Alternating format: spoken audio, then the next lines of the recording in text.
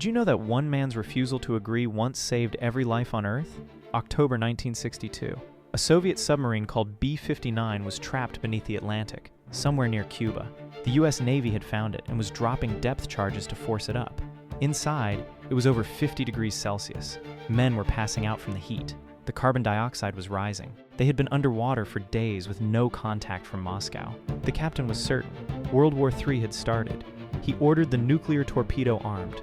On that submarine, all 3 senior officers had to agree before launch. 2 said yes.